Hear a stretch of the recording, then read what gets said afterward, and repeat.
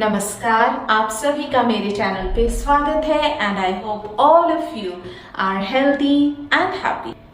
First of all, wish you all merry Christmas.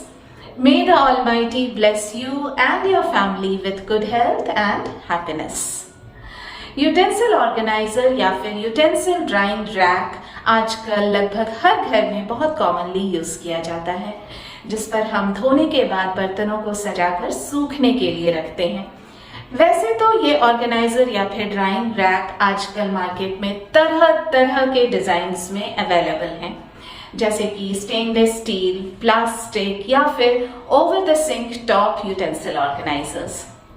आज मैं mainly दो तरह के ड्राइंग रैक के बारे में बताऊंगी, स्टेनलेस स्टील और प्लास्टिक। इन दोनों का कंपैरिजन आपके साथ शेयर करूंगी, इनके प्रोज और कॉन्स बताऊंगी।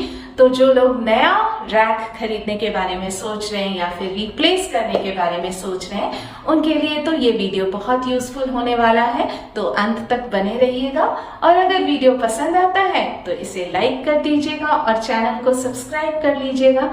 तो चलिए शुरू करती हूँ। सबसे पहला पॉइंट है स्पेस सेविंग फैक्टर। कौन सा प्रोडक्ट कितना जगह ऑक्यूपाई करता है। ये प्लास्टिक वाला, जैसा कि आप देख सकती हैं, कम स्पेस ले रहा है। इसको रखने के बाद भी जूठे बर्तनों को रखने के लिए काफ़ी जगह बची है, जबकि स्टेनलेस स्टील वाला बड़ा होने की वजह से ज़्यादा जगह ऑक्यूपाई करता है।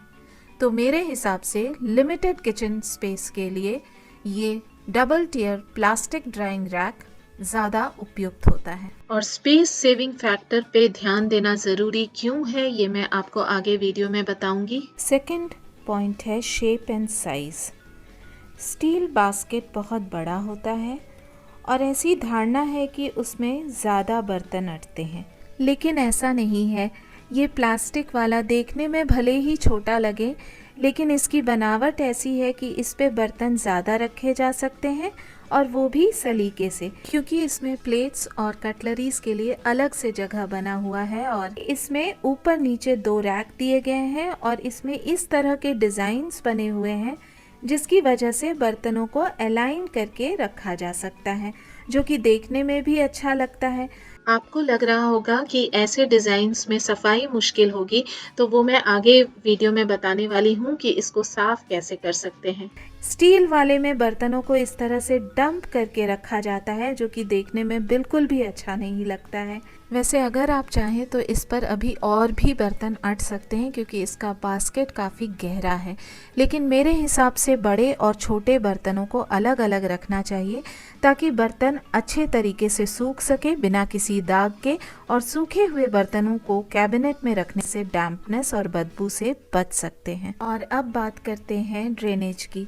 इस प्लास्टिक रैक के नीचे इस तरह का ट्रे है, जिसमें आप देख सकते हैं बीचों बीच एक होल बना हुआ है और इसी ट्रे से अटैच्ड एक ड्रेनेज स्पाउट दिया गया है, जहां से बर्तनों से निकला हुआ पानी इसके थ्रू सीधा सिंक में गिरता है खुद ब खुद, जबकि स्टेनलेस स्टील में ट्रे में जमे हुए पानी को मैनुअली उठाकर फेंकना पड़ता है। अभी तो मैंने डेमो के लिए ग्लास से पानी डालकर आपको दिखाया है। वैसे इसमें दो रैक होने की वजह से और कटलरी सेक्शन में भी इस तरह के छेद बने हुए हैं, तो इसलिए हर एक बर्तन से एक एक बूंद पानी बहुत इजीली ड्रेन आउट हो जाता है और बर्तन मिनटों में सूख जाते हैं। जबकि स्टील वाले में चूंकि सारे बर्तन एक ही जगह डंप किए रहते हैं, तो हर एक बर्तन से पानी निकलना मुश्किल होता है और इसलिए उसमें कभी कभी घंटों रखने पर भी बर्तन पूरी तरह से सूखते नहीं हैं। जबकि इस प्लास्टिक वाले रैक में बर्तन तो जल्दी सूखते ही हैं, साथ ही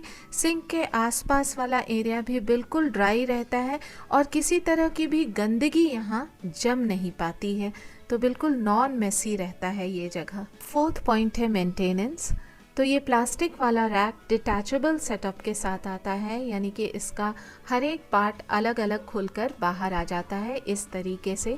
तो इसको मैं अलग अलग कर उसके बाद सिंक में जामर लगा दी हूँ और गर्म पानी डालकर उसमें डिश वॉशिंग लिक्विड की कुछ बूंदें डालकर झाग बना लिया है मैंने, और उसके बाद ये जो पार्ट्स हैं इनको मैं इसमें डिप करूँगी और डिप करके बस 1 या 2 मिनट तक इसे रखना है और उसके बाद स्क्रब से अगर आप इसे रगड़ कर साफ़ करेंगी तो ये साफ़ हो जाएगा। बिल्कुल बहुत ही इजीली ये साफ़ हो जाता है और वो भी इसलिए क्योंकि अभी मैं 2 महीने बाद इसे साफ़ करी हूँ तो थोड़ी सी गंदगी ज़्यादा जमा हो गई है।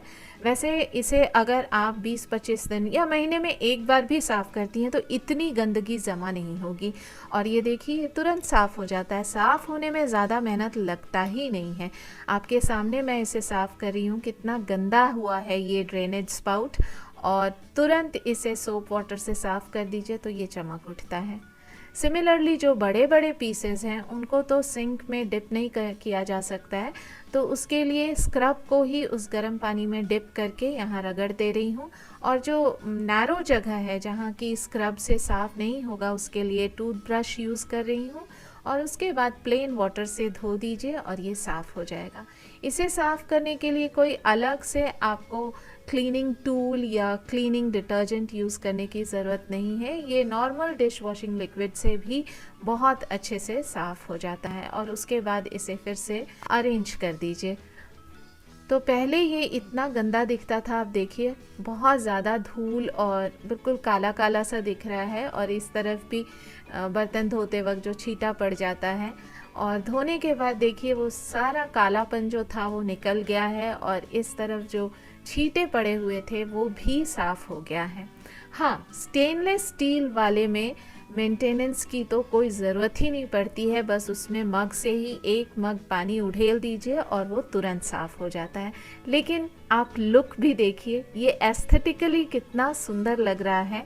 आप खुद कंपेयर कर सकती हैं कि स्टील वाला और ये प्लास्टिक वाला लुक वाइज इनमें ज़मीन आसमान का अंतर है। और ऐसा नहीं है कि बर्तन सूखने के बाद इसको हटाकर कहीं दूसरी जगह पर रखने की ज़रूरत पड़े। ये हमेशा यहीं रहता है।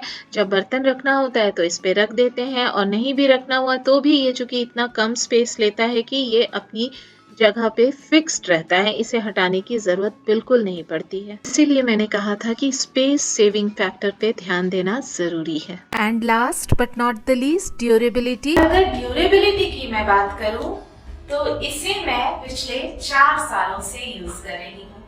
आप में से जो लोग मुझे शुरू से फॉलो करते आ रहे हैं उन्होंने मेरी कई सारी पुरानी वीडियोस में इसे देखा होगा, और ये अभी तक बिना किसी डैमेज के, बिना किसी शिकायत के मेरा साथ निभा रहा है। Stainless steel utensil drawing rack पे लिखा हुआ तो आता है कि वो रस्ट रेजिस्टेंट होता है, लेकिन धीरे धीरे उसकी चमक चली जाती है। क्योंकि ऑब्वियस सी बात है, अगर आप स्टेनलेस स्टील पे बर्तनों को रखती हैं तो स्क्रैचेस तो आएंगे ही, और अगर स्क्रैचेस आएंगे तो उसका पॉलिश निकल जाएगा एंड अल्टीमेटली चमक उसकी चली जाती है, और उसमें रस्ट भी लगता है। क्योंकि मैंने ऑलरेडी स्टेनलेस स्टील वाला भी यूज किया हुआ है, इससे पहले मैं स्टेनलेस स्टील ही यूज करती थी और उसमें रस्ट लगते हैं। तो ये प्रोडक्ट तो बिल्कुल पैसा वसूल प्रोडक्ट है, और स्टेनलेस स्टील के कंपैरिजन में इसका प्राइस बहुत कम है। और ये 3 डिफरेंट कलर्स में आते हैं, ग्रीन, ब्लू और पिंक। तो अगर आपको आज का ये वीडियो पसंद आया हो, यूजफुल लगा हो, तो इसे एक लाइक जरूर दे दीजिएगा। चैनल को अगर अभी तक सब्सक्राइब नहीं किया है तो प्लीज इसे सब्सक्राइब कर लीजिए, बहुत सपोर्ट और मोटिवेशन मिलता है। और आप मुझे फेसबुक और इंस्टाग्राम पे भी फॉलो कर सकते हैं। तो मिलती हूँ अगले वीक एक नए कंटेंट के साथ, तब तक के लिए बाय।